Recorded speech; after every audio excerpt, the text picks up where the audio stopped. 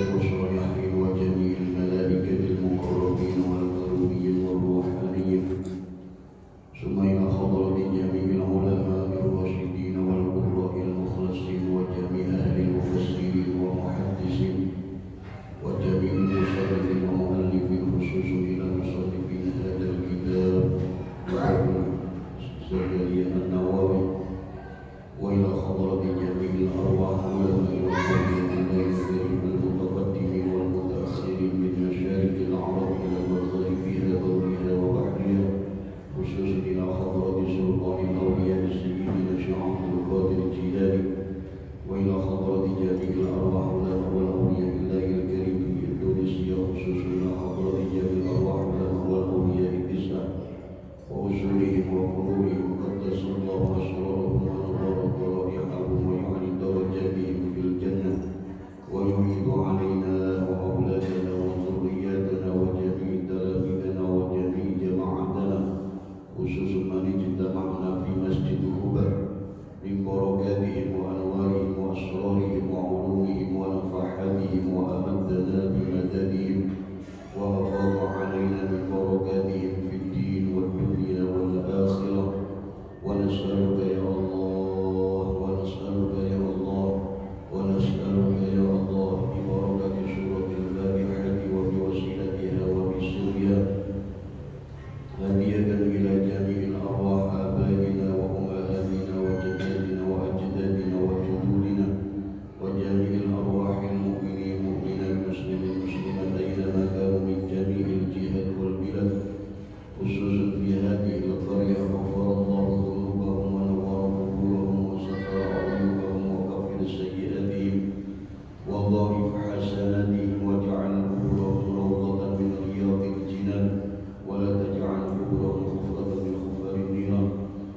اللهم اغفر لهم وارحمهم وعافهم واعف عنهم يا ارحم الراحمين. بسر الفاتحة. أعوذ بالله من الشيطان الرجيم. بسم الله الرحمن الرحيم.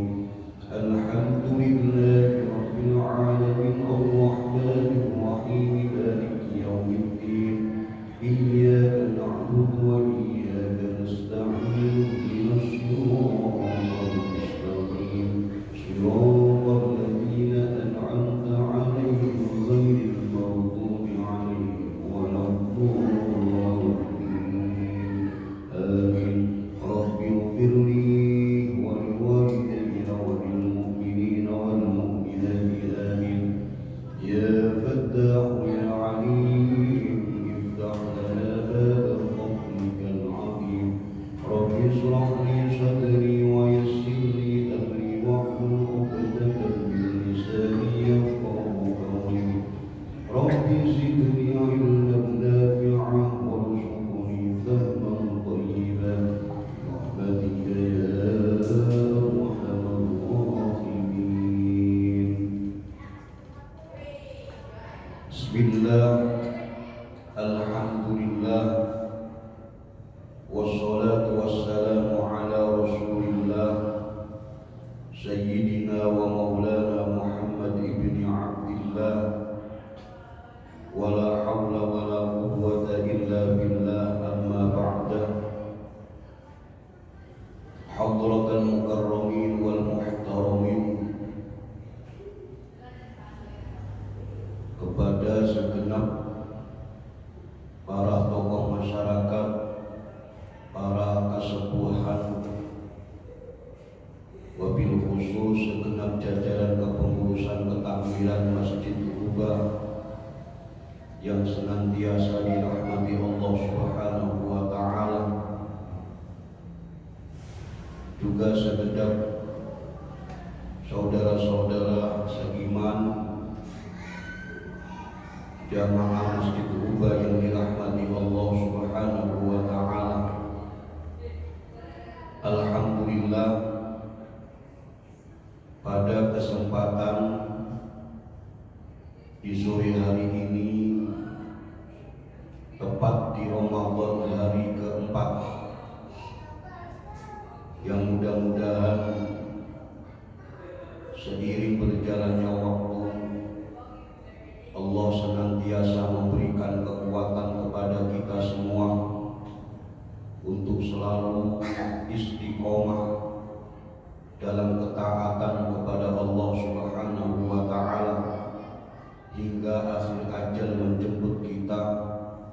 kita bersimpu di hadapan Allah dengan husnul khatimah. Amin Allahumma amin.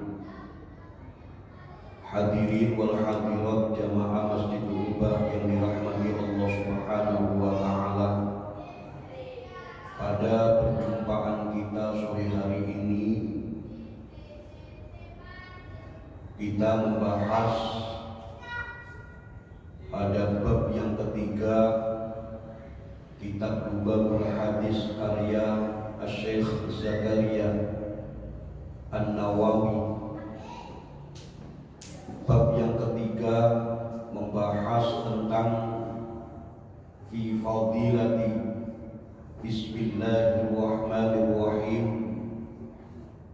membahas tentang keutamaan daripada kita membaca Bismillahirrahmanirrahim. Qala sallallahu alaihi wasallam, baginda Rasulullah bersabda, ma min abdin yaqulu bismillahirrahmanirrahim illa adab asy-syaitanu kama yadubbu rasasu 'alan nar.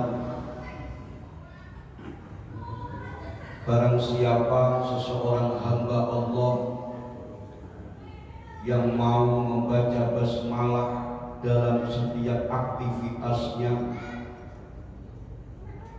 selalu teriringi akan basmalah di setiap langkahnya,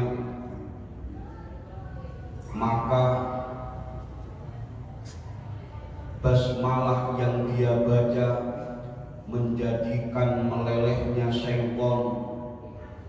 Illa dzaba syaitanu kama yadubu rasasu 'alan nar. Maka dengan berkah daripada basmalah yang kita baca, biwasilatil basmalah yang kita baca, yang mana terkandung akan asma agung Allah Subhanahu wa ta'ala, bukan yang keramat basmalahnya tapi keagungan Allah.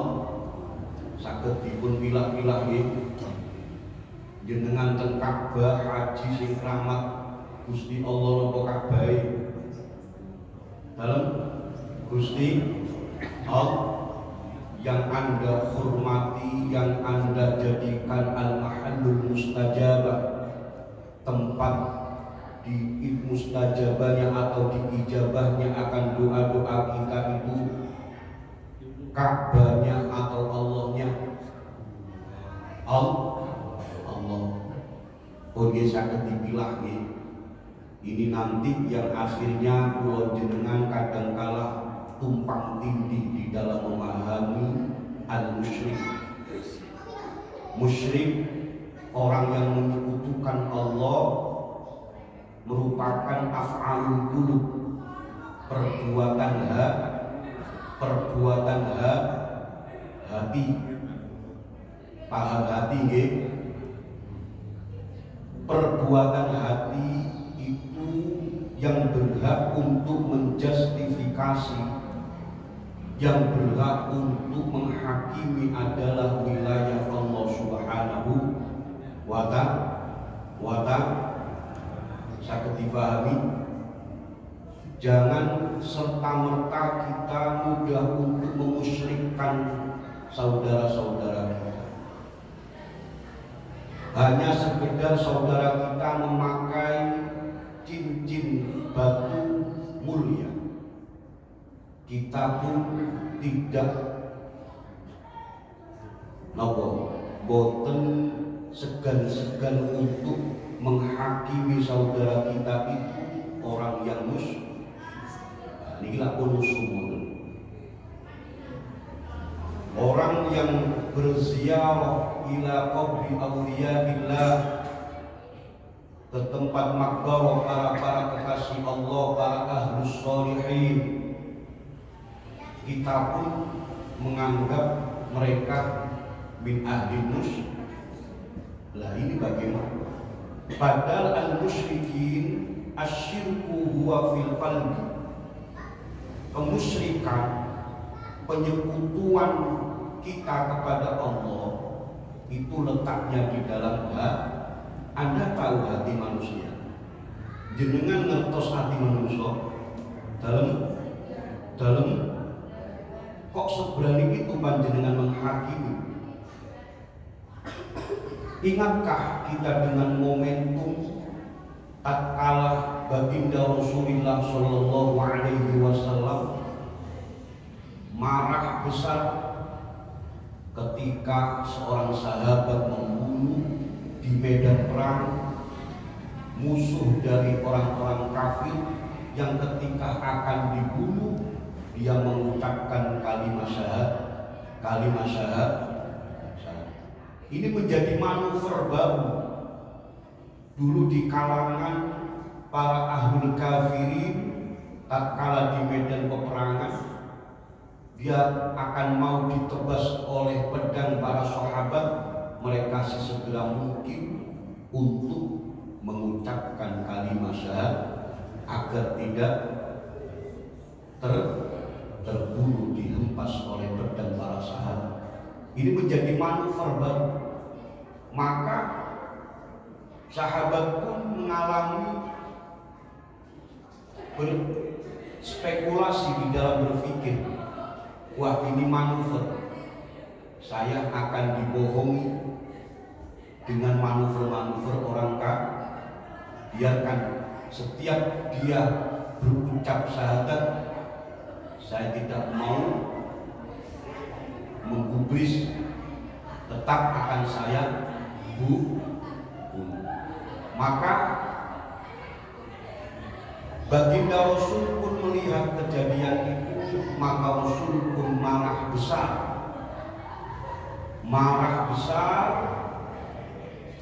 menegurlah baginda Rasul kepada sahabat itu, kenapa engkau matikan orang ini?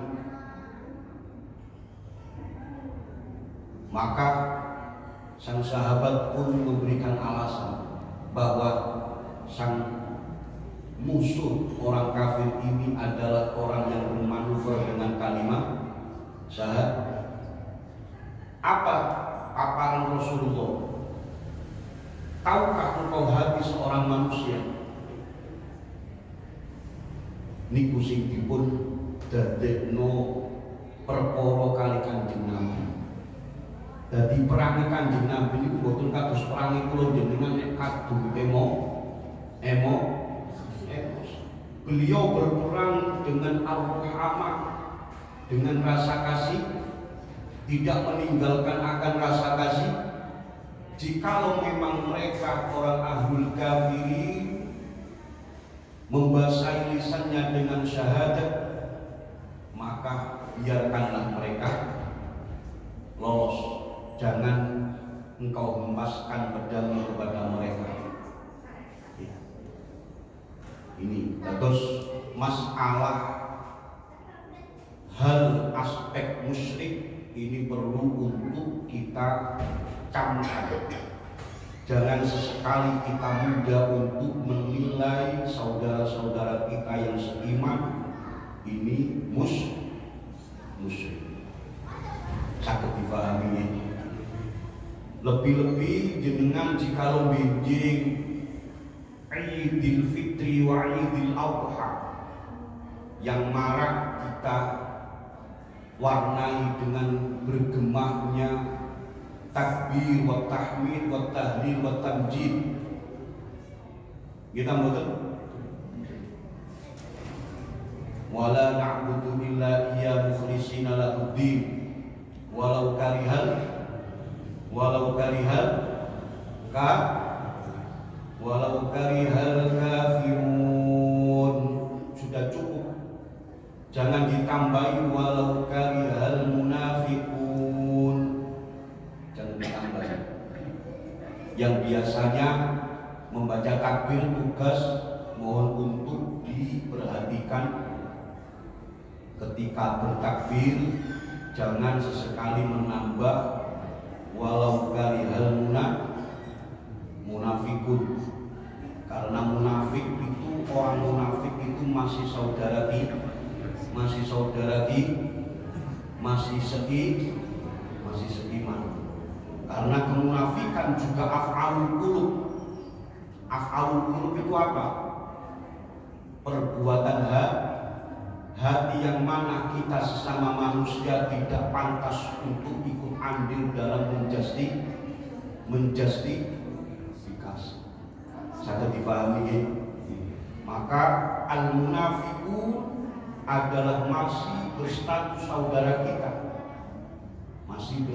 saudara kita, maka wajib untuk kita hormati, kita muliakan, karena melihat sesama keimanannya, sesama saudara seiman, kita tidak diperbolehkan untuk serta-merta mudah menilai saudara kita dengan kemusyrikan dan kemunafikan. Biarkan hal itu ranah Allah Subhanahu wa ta'ala. Dalam hadis ini menjelaskan tentang keagungan basmalah, yang mana terkandung lafal jalalah pada basmalah, yang akhirnya ekses atau dampak daripada seseorang yang ketika mengiringi setiap aktivitasnya dengan basmalah, maka memberikan ekses atau dampak melelehnya syaitan, seperti halnya kama yadudur rasul an-nar, seperti halnya melelehnya timah di atas api. Yang pertama, wa qala sallallahu alaihi wasallam, hadis yang kedua, ma min 'abdin yaqulu bismillahirrahmanirrahim illa amara Allah ta'ala al-kiramal katibin ayyaktubu fi diwanihi arba'ami'ati hasanatin. Baginda Rasul bersabda, ma min 'abdin yaqulu bismillahirrahmanirrahim, tidaklah seorang hamba yang mana dalam aktivitasnya selalu diiringi dengan basmalah, diawali dengan basmalah, terkecuali Allah Ta'ala memerintahkan malaikat mulia al-katibin yang bertugas untuk mencatat amal kebaikan, diperintahkannya malaikatul katibin diperintah oleh Allah untuk menulis amal orang tersebut yang membaca basmalah dengan 400 arba'ami'ati hasanatin. Di dalam buku catatan amalnya diperintahkannya Allah kepada malaikat katibin untuk menulis 400 bagi mereka hamba-hamba Allah yang mau mengawali dan mengiringi di setiap aktivitasnya dengan lafal bas. Wa qala sallallahu alaihi wasallam, baginda Rasul pun bersabda kembali tentang keagungan basmalah, man qala bismillahirrahmanirrahim marratan lam yabqa min dhunubihi dzarrah, barang siapa yang membaca basmalah walaupun sekali, walau marratan, lam yabqa min dhunubihi dzarrah, maka tidaklah tersisa dosa-dosanya sedikit pun. Masya Allah, keagungan basmalah, hal yang sangat remeh-temeh yang seringkali kita tinggalkan. Kullu amrin la yubda'u bi bismillah fahuwa aqta fahuwa ajdam fahuwa abtar. Di hadis yang lain di Sahih Al-Bukhari tertuang sebuah hadis yang mana menjelaskan juga keagungan basmalah. Setiap apapun hal kebaikan yang kita lakukan tanpa kita awali dengan basmalah, maka kebaikan itu terputus dari dari keberkahan. Jadi barokah gede ngawali aktivitas dengan basmalah. Wa qala sallallahu alaihi wasallam man kataba bismillahirrahmanirrahim man kataba bismillah wa jawada ta'zimallah ghufira lahu ma taqaddama min dhanbihi wa ma ta'akhkhar. Rasulullah sallallahu alaihi wasallam bersabda, barang siapa yang menulis basmalah man utawi sapane wong kata bakal nulis sapa wong bismillah ing lafal bismillah, barang siapa yang menulis basmalah dan membungkusnya karena mengagungkan Allah, membungkus dan tujuannya mengagungkan Allah, maka diampunilah dosa-dosanya yang sudah dia lakukan dan yang akan membungkus dengan tujuan keagungan Allah, mengagungkan Allah, basmalah. Maka dari itu saudara-saudaraku yang dirahmati Allah Subhanahu wa Ta'ala, setiap panjenengan membuat undangan, mohon untuk tidak dibiasakan menulis dengan Arab. Ini menjaga jangan sok-sokan kita seperti orang yang sokis, padahal kita tidak tahu hakiki daripada ikraman wa ta'ziman, hakikat daripada bagaimana kita bisa memuliakan dan mengagungkan Allah. Niku mungkin jenengan damel undangan wonten bismillah dengan Arab, wonten assalamualaikum warahmatullahi wabarakatuh, diparingno nanggone wong sing jenengan undang mantun diwaca dikececerno, tidak dijaga kemuliaannya. Lah niki dosa itu. Ngeten iki dosa. Haram itu. Dadi nulis tenggene kertas. Jenengan nulis niate gawe belajar. Bismillahirrahmanirrahim. Bismillahirrahmanirrahim. Alif Lam. Jenengan nulis basmalah dengan tujuan belajar tenggene sebuah secari kertas, menulis Bismillahirrahmanirrahim. Jenengan nulis niki demek bi ghairil wudu la yamassuhu illal mutahharun. Demek napa demek niku? Memegang basmalah tulisan yang panjenengan tulis di secari kertas itu tadi tanpa dengan mempunyai wudu, niki haram.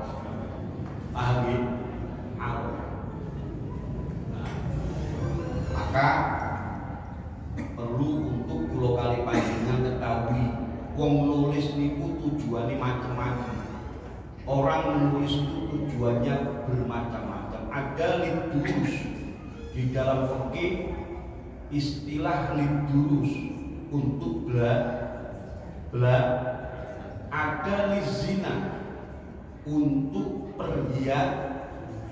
Kalau tujuan tulisan ini lizina untuk menghiasi, didemek kali wong sing boten gada wudu, boten haram. Paham ya? Itu dibahas tentang ini, dibahas. Terus lafal. Ada lafal khot, entah itu khot rik'ah, khot kufi, atau khot dewani, macam-macamnya khot itu banyak sekali. Ada qad aflaha man tazakka, itu dipegang oleh kita yang tidak mempunyai wudu, maka kita berdosa. Tapi jikalau tulisan ini lizina, tujuannya untuk hiasan, ten banner biasanya apa nih? Peringatan dzikra maulidur Rasulillah Muhammad sallallahu alaihi wasallam. Laqad kana lakum fi Rasulillahi uswatun. Wonten biasa iki. Wonten mboten? Dikek ten banner, dicetak, didemek kali wong sing mboten gadah wudu mboten napa. Paham soalé yo napa nyetake niku pasti krana sebab api-api damel api-api mboten guna untuk belajar. Benten kali nulisin lidurus untuk belajar dan secari kertas nggih damel belajar niki didemek niki haram soalé mboten gadah wudu. Pun saged dipahami niku masalah man kata bismillah, barang siapa sabda baginda Rasulullah Muhammad sallallahu alaihi wasallam, barang siapa yang menulis basmalah dan terus basmalah itu dibungkus niku dipun lempit, ditulis di secari kertas, dilempit, dilipat guna untuk tujuan mengagungkan Allah, maka orang tersebut diampuni dosa-dosanya yang sudah lampau dan yang akan ghufira lahu ma taqaddama min dan bihi wa ma ta'akhkhar. Wa qala sallallahu alaihi wasallam, sabda baginda Rasul yang selanjutnya tentang keutamaan basmalah, idza kataba ahadukum bismillahirrahmanirrahim falyamuddur rahman, ketika engkau menulis basmalah niki instruksine Kanjeng Rasulullah sallallahu alaihi jeung Nabi berinstruksi kepada kita.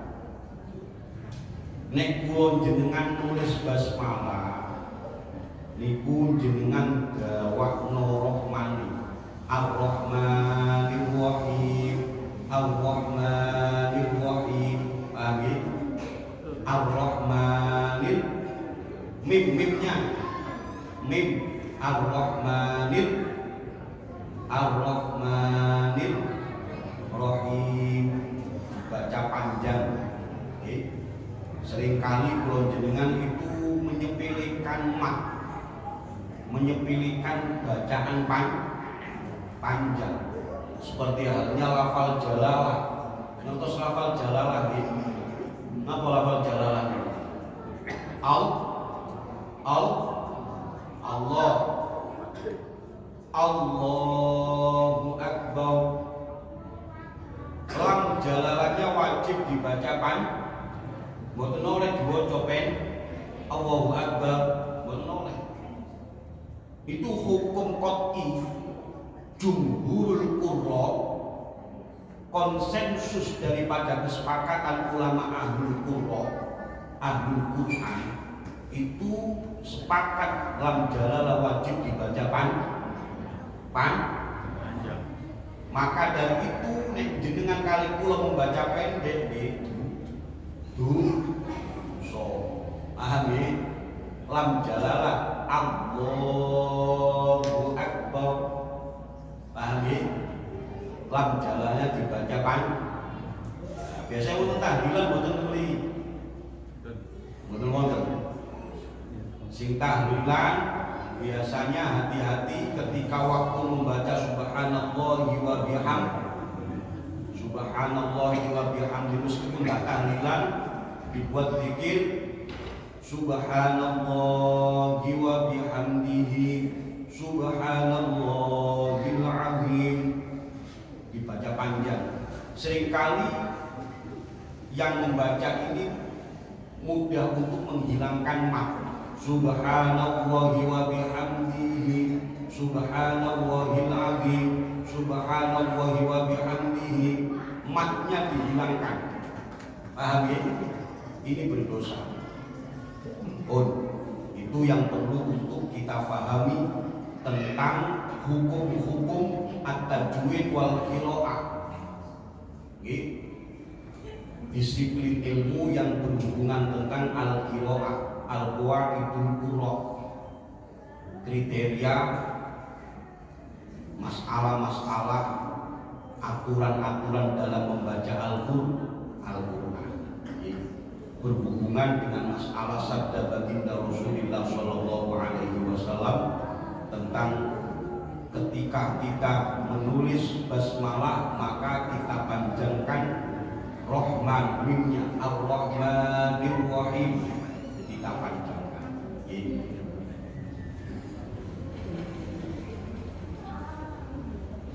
Ma'asyiral muslimin wal muslimat rahimakumullah.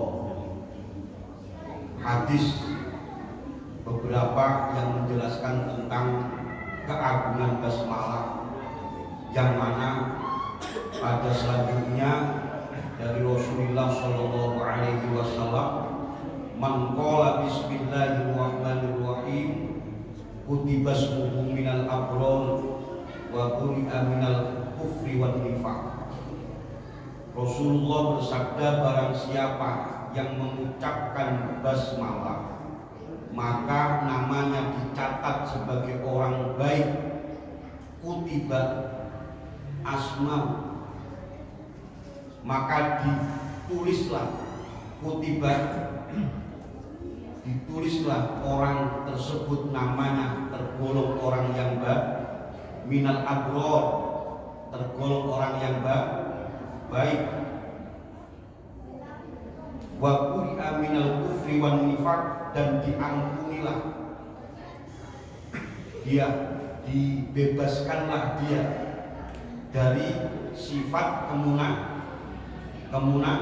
kemunafikan dan kekufuran, dibebaskanlah dia dari sifat kemunafikan dan kekufuran jikalau kita mau untuk membaca basmalah.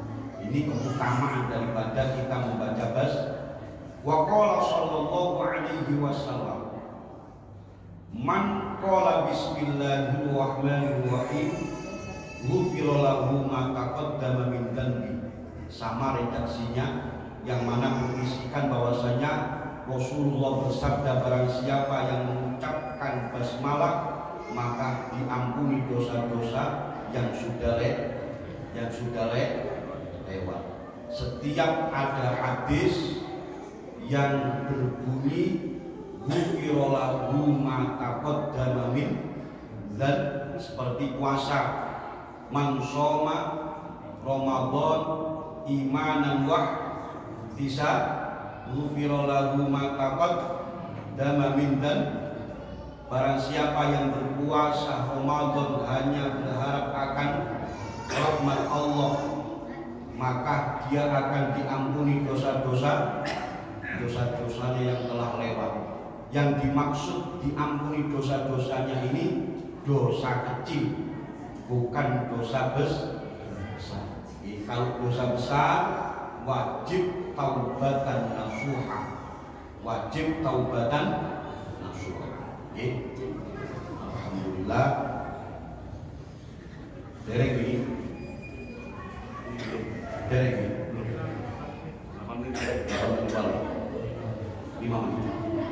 Wa qala sallallahu alaihi wasallam, pas dua hadis lagi selesai pada bab keutamaan basmalah ini. Wa qala sallallahu alaihi wasallam, baginda Rasul pun bersabda terkait akan keutamaan basmalah, idza kuntum faqulu bismillahirrahmanirrahim, tatkala engkau berdiri akan membubarkan diri dari majlis, engkau berucap bismillahirrahmanirrahim wa sallallahu ala sayyidina Muhammadin wa ala alihi wa sahbihi wasallim, wasolli wasallim, wasolah wasalam. Ketika kita mau membubarkan diri dari majelis kebaikan yang kita adakan dengan kalimat bacaan Bismillahirrahmanirrahim wa sallallahu ala sayyidina Muhammadin wa ala alihi wa sahbihi wasallam. Ketika kita mau membaca itu tatkala bubar atau akan usainya acara kita pada majelis kebaikan, fa innan nas idza azdabu yamna'uhum mulk andari, maka malaikat akan mencegah orang-orang yang menggunjing kita semua. Keutamaannya seperti itu. Orang-orang yang menggunjing kita, ngerasani kula kali jenengan, akan dicegah oleh malaikat. Nah itu nanti urusannya malaikat. Atas keberkahan kita tatkala akan membubarkan diri dari majelis kebaikan, kita mau membaca basmalah dan sholawat ini, maka Allah akan mengutus malaikat untuk menahan orang-orang yang biasanya menggunjing kita tidak menggunjing. Ngerasa wa qala sallallahu alaihi wasallam, baginda Rasul hadis yang terakhir pada bab keutamaan basmalah, Rasulullah bersabda, idza jalastum majlisan faqulu bismillahirrahmanirrahim wa sallallahu ala sayyidina Muhammadin wa ala alihi wa sahbihi wasallim. Wa in man mongko lamun sapa wong ora maca sapa wong ing mungkul tatkala kula jenengan turun ketika kita mau membubarkan diri dari majelis kebaikan dengan membaca ini, maka waqalallahu bihi malkan yamna'uhu minal ghibah hatta la yahtadu. Ini redaksinya berbeda. Intisari daripada hadisnya sama, tapi redaksinya berbeda. Periwayatan hadisnya juga dari jalur yang berbeda. Beliau Syekh Jalaluddin As-Suyuti menerima dari periwayat hadis yang berbeda dengan redaksi juga yang berbeda. Intisari daripada hadisnya sama. Intinya ketika kita mau membubarkan diri dari majelis kebaikan, kita mau membaca basmalah dan sholawat ala Rasul, maka kita akan dilindungi oleh Allah dari orang-orang yang senantiasa menghibah atau menggunjingi.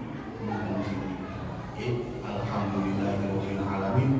Mudah-mudahan perjumpaan kita, puasa kita Ramadan yang kita iringi dengan thalabul ilmi ini benar-benar diterima oleh Allah Subhanahu wa ta'ala. Puasa kita Ramadan, poso bulan Ramadan, termasuk poso di wong-wong sing di rindukan oleh surga. Al-jannatu mustaqatun ala arba'ati nafal. Surga itu sangat merindukan manusia-manusia 4 golongan dari manusia. Yang pertama sinten? Orang yang dirindukan surga. Talil Quran, orang yang selalu hidupnya diisi dengan membaca Al-Qur'an. Yang pertama, orang yang dirindukan surga. Yang kedua, wahafidil lisan, orang yang pandai mampu untuk menjaga lisannya dari perkataan-perkataan yang menyakitkan dan perkataan-perkataan yang tidak berguna. Yang ketiga, siapa orang yang dirindukan surga?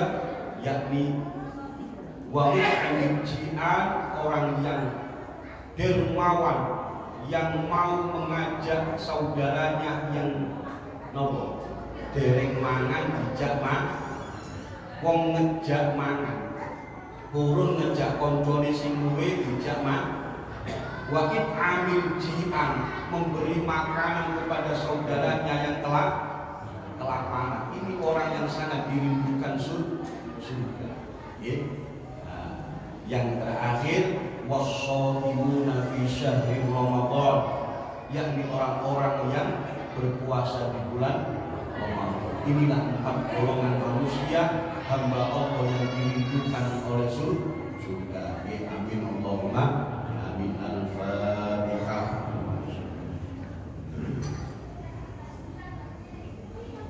Bismillahirrahmanirrahim. Alhamdulillahirabbil alamin. Allahumma shalli wa sallim wa barik ala sayyidina Muhammadin wa barik ala ya Rasulullah. Allahumma a'inna ala dzikrika wa syukrika wa husni